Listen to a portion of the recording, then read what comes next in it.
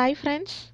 അപ്പോൾ ഇന്ന് ഞാൻ നിങ്ങൾക്കായിട്ട് കൊണ്ടുവന്നിട്ടുള്ളത് നല്ല ടേസ്റ്റുള്ളൊരു ചിക്കൻ ഫ്രൈ ആണ്. വളരെ കുറച്ച് സമയം മതി ഇത് നമുക്ക് ഉണ്ടാക്കിയെടുക്കാൻ.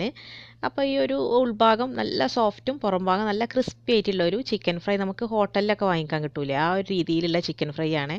അപ്പോൾ നമുക്ക് ഇതെങ്ങനെ ഉണ്ടാക്കുന്നതെന്ന് നോക്കാം. ഞാനിപ്പോൾ ഇവിടെ മീഡിയം സൈസിൽ കട്ട് ചെയ്തെടുത്ത് നന്നായിട്ട് കഴുകി അതിലെ വെള്ളമെല്ലാം കളഞ്ഞെടുത്ത 1 കിലോ ചിക്കനാണ് എടുത്തിട്ടുള്ളത്. ഇനി ഇതിലേക്ക് ഒരു മസാല ഉണ്ടാക്കിയെടുക്കാനുണ്ട്. അതിന് വേണ്ടിയിട്ട് ഒരു 4-5 ചെറിയ ഉള്ളി, അതുപോലെ തന്നെ വലിയൊരു 5-6 വെളുത്തുള്ളി, പിന്നെ ഒരു ചെറിയ കഷ്ണം ഇഞ്ചി, പിന്നെ കുറച്ച് കറിവേപ്പില കൂടുതലുണ്ടെങ്കിൽ കൂടുതൽ ചേർക്കാം കേട്ടോ. അപ്പോൾ എൻ്റെ അടുത്ത് കുറച്ച് മാത്രമേ ഉണ്ടായിരുന്നുള്ളൂ, അതുകൊണ്ടാണ് കുറച്ച് കറിവേപ്പില എടുത്തത്. ഇനി ഇതിലേക്ക് വലിയ ജീരകം അതൊരു 2 ടീസ്പൂണോളം ചേർത്ത് കൊടുക്കാം. അപ്പോൾ ഈ വലിയ ജീരകത്തിൻ്റെ ഫ്ലേവറാണ് കേട്ടോ കൂടുതൽ മുന്നിട്ട് നിൽക്കേണ്ടത്, അതുകൊണ്ടാണ് 2 ടീസ്പൂണോളം ചേർത്ത് കൊടുത്തത്. ഇനി നമുക്കിത് നന്നായിട്ടൊന്ന് ക്രഷ് ചെയ്തെടുക്കണം.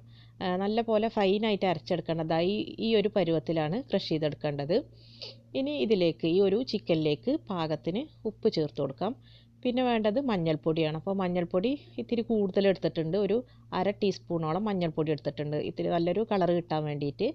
പിന്നെ ഒരു 3/4 ടീസ്പൂൺ കുരുമുളക് പൊടി, അതുപോലെ തന്നെ ഒരു 2 ടേബിൾ സ്പൂണോളം മുളക് പൊടിയും കൂടെ ചേർത്ത് കൊടുക്കാം. അപ്പോൾ ഞാനിവിടെ കാശ്മീരി ചില്ലിയാണ് എടുത്തിട്ടുള്ളത്, അപ്പോൾ കുറച്ച് നല്ലൊരു കളറും കൂടെ കിട്ടും. പിന്നെ ഒരു ടേബിൾ സ്പൂണോളം വിനാഗിരിയും കൂടെ ചേർത്ത് കൊടുക്കാം. പിന്നെ നമ്മൾ അരച്ചെടുത്ത ആ ഒരു മസാലയും കൂടെ ചേർത്തിട്ട് നന്നായിട്ടിത് മിക്സ് ചെയ്ത് കൊടുക്കുക. അതിനുശേഷം മിനിമം ഒരു അരമണിക്കൂറെങ്കിലും ഇത് റെസ്റ്റ് ചെയ്യാനായിട്ട് വെക്കണം. അരമണിക്കൂറിന് ശേഷം നമുക്കിതൊന്ന് വേവിച്ചെടുക്കണം ഈ ഒരു ചിക്കന്. അപ്പോൾ ഒരു കുക്കറിലേക്ക് ഇട്ടിട്ട് 1/2 കപ്പ് വെള്ളം കൂടെ ഒഴിച്ചിട്ട് നമുക്കിത് ഒരു വിസിൽ വരുന്നവരെ വേവിച്ചെടുക്കാം. അപ്പോൾ കൂടുതൽ വെന്ത് പോവരുത്, ഒരു വിസിൽ വന്ന് അതിൻ്റെ ആവി പോകുന്നവരെ വെയിറ്റ് ചെയ്യുക, വെന്ത് കുഴഞ്ഞു പോവരുത് ചിക്കന്. ഇനി ആ ഒരു ചിക്കനിൽ നിന്ന് ഇറങ്ങി വന്ന ഒരു മസാലയാണ് ഇട്ടത്, അത് ഏകദേശം ഒരു 1/2 കപ്പോളം ഉണ്ട്.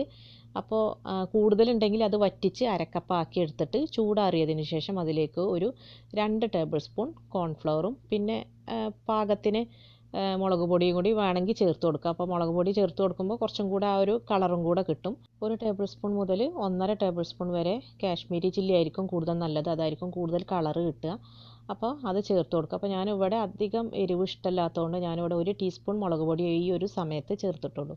ഇവിടെ കുട്ടികൾ അധികം എരിവുണ്ടായാൽ കഴിക്കില്ല, അവരുടെ ഒരു ഫേവറേറ്റുമാണ് ഈ ഒരു ചിക്കൻ ഫ്രൈ എന്ന് പറയുമ്പോൾ. അപ്പോൾ 1 ടേബിൾ സ്പൂൺ മുതൽ 1.5 ടേബിൾ സ്പൂൺ വരെ ചേർത്ത് കൊടുക്കുക കേട്ടോ. ഇനി നമുക്ക് ആ ഒരു വേവിച്ച ചിക്കൻ ഇതിലേക്ക് ഇട്ടിട്ട് കുറച്ച് കറിവേപ്പിലയും അതുപോലെ തന്നെ കുറച്ച് പച്ചമുളക് ഇതുപോലെ മുറിച്ചെടുത്തതും കൂടെ ചേർത്തിട്ട് നന്നായിട്ട് ഇതൊന്ന് മിക്സ് ചെയ്ത് കൊടുക്കുക. നല്ല പോലെ ആ ഒരു കോൺഫ്ലവറൊക്കെ ഇതിൽ പൊതിഞ്ഞിരിക്കുന്ന ആ ഒരു പരുവത്തിൽ നല്ല പോലെ മിക്സ് ചെയ്ത് കൊടുത്തതിന് ശേഷം എണ്ണ നന്നായിട്ട് ചൂടാക്കുക. എന്നിട്ട് മീഡിയം ഫ്ലെയിമിലിട്ടിട്ട് ഇത് ഫ്രൈ ചെയ്തെടുക്കുക. അപ്പോൾ കൂടുതൽ ടൈമൊന്നും നമുക്കിത് ഫ്രൈ ആയി കിട്ടാൻ വേണ്ടി വരില്ല, കാരണം ഇത് ഓൾറെഡി കുക്കായിട്ടുള്ള ചിക്കനാണ്. അപ്പോൾ പുറം ഭാഗം നല്ലൊരു ക്രിസ്പി ആകുമ്പോൾ ആ ഒരു സമയത്ത് നല്ലൊരു ബ്രൗൺ കളറാകുമ്പോൾ നമുക്കിത് എണ്ണയിൽ നിന്ന് മാറ്റാം. അപ്പോൾ നല്ല ടേസ്റ്റുള്ള ഒരു ചിക്കൻ ഫ്രൈ വളരെ പെട്ടെന്ന് തന്നെ നമുക്കിത് ഉണ്ടാക്കിയെടുക്കാനും പറ്റും. കുക്കറിൽ ഒരൊറ്റ വിസിൽ വരുന്ന ആ ഒരു ടൈം മാത്രമേ എടുക്കണുള്ളൂ. പിന്നെ നമ്മൾ ആ ഒരു മാരിനേറ്റ് ചെയ്തെടുക്കണ ഒരു അരമണിക്കൂർ അത് നമുക്ക് നേരത്തെ ചെയ്ത് വെച്ചാൽ പെട്ടെന്ന് തന്നെ പണി കഴിയും. അപ്പോൾ എല്ലാവരും ഇതൊന്ന് ട്രൈ ചെയ്യുക, ഫീഡ്ബാക്ക്സ് പറയുക. അപ്പോൾ ഇനി വീണ്ടും പുതിയ റെസിപ്പീസുമായി കാണാം. അതുവരെ താങ്ക് യു.